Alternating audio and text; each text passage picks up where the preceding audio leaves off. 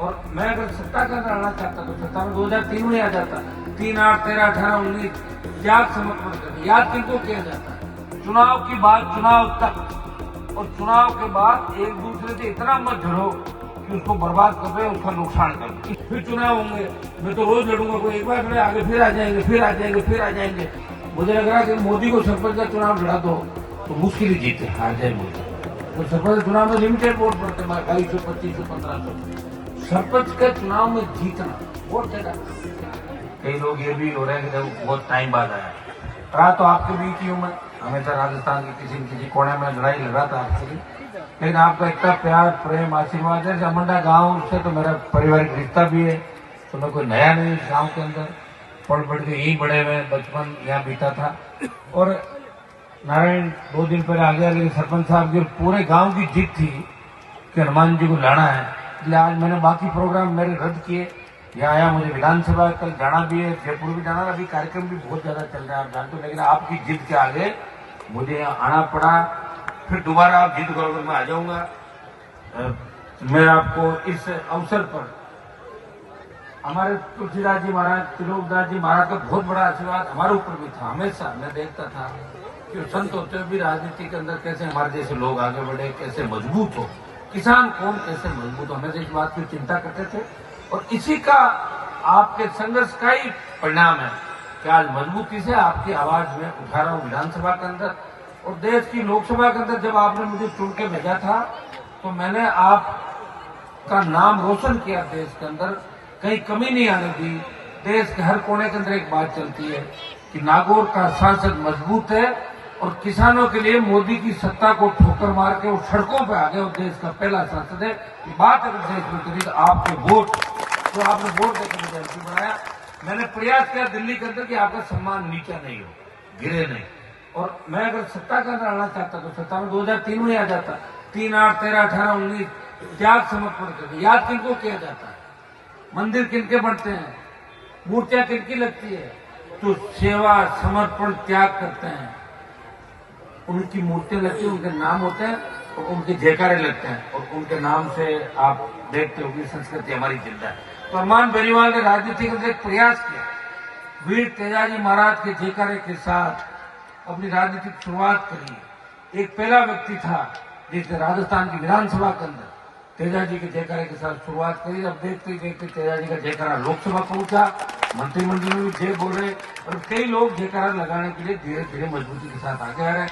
अभी हमारा तेजाजी का मंदिर का निर्माण का काम भी चलेगा, हम सब मिलकर करेंगे जब भी होगा, आप भी जानते हो।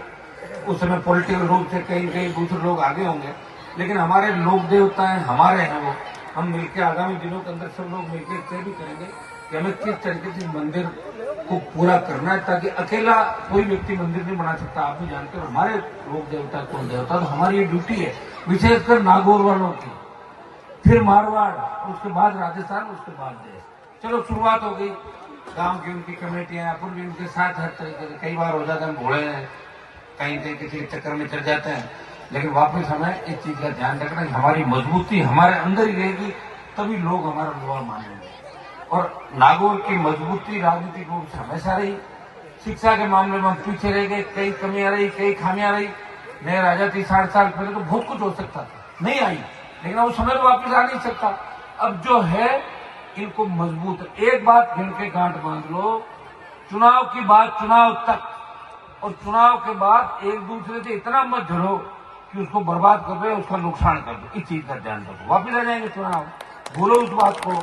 मुझे वोट दिया नहीं दिया इन बातों में क्या पड़ा है, मुझे घर बार दिया है। 45 साल में मेरा परिवार चुनाव लड़ रहा है, अमंडा की ढाणी में इतर पर वोट डालती, क्या फर्क पड़ता है? कभी 100-50 कम ज्यादा हो जाता है, इससे कोई फर्क नहीं पड़ने वाला।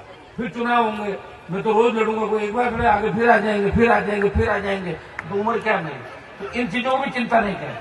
मैं ऐसा व्यक्ति नहीं, तो इस बात थी कि आप लोगों के बीच परिवार की तरह हम पड़े बढ़े, तो कई बार ज्यादा अधिकार हो जाता। आपका अधिकार मेरे ऊपर, मेरा आपके ऊपर अधिकार है, लेकिन वोट की बात आप वोट तक रखें। अगर इस बात को रखें तो जो सरपंचगण बैठे इनको मैं कहना चाहता हूँ कि सबसे ज्यादा जो चुनाव है, सरपंच का चुनाव सबसे ज्यादा टफ चुनाव है, बहुत तकलीफ पड़ती है। मुझे लग रहा है कि मोदी को सरपंच का चुनाव लड़ा दो तो मुश्किल ही जीते, हार जाए मोदी। तो सरपंच चुनाव में लिमिटेड वोट पड़ते हैं, 2200, 2500, 1500। सरपंच के चुनाव में जीतना बहुत टेढ़ा काम। और लगातार 2-3-4 बार जीतना बहुत टेढ़ा काम है। कितना पैसा खर्च होता है सरपंच चुनाव बताओ, 2-3 करोड़ रुपए।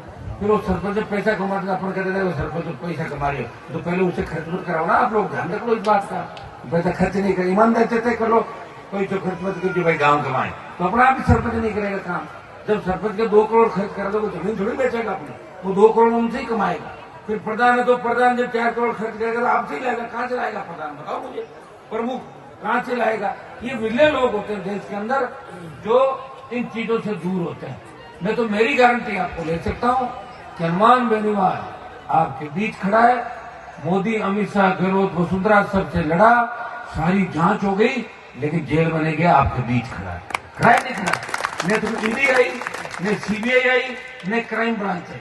हाँ, एक दुर्भाग्य से आपको पता है सारी बातें जो राजनीतिक रूप में भी शिकार हुआ, तकलीफों के अंदर पड़ा, लेकिन आपने तकलीफ के समय में मेरा साथ नहीं छोड़ा और उसी का परिणाम है कि मैं इस कौम के काम आ रहा हूँ। आज मुजफ्फरनगर, हरियाणा, पंजाब के गांव के अंदर हनुमान के गीत बजते हैं।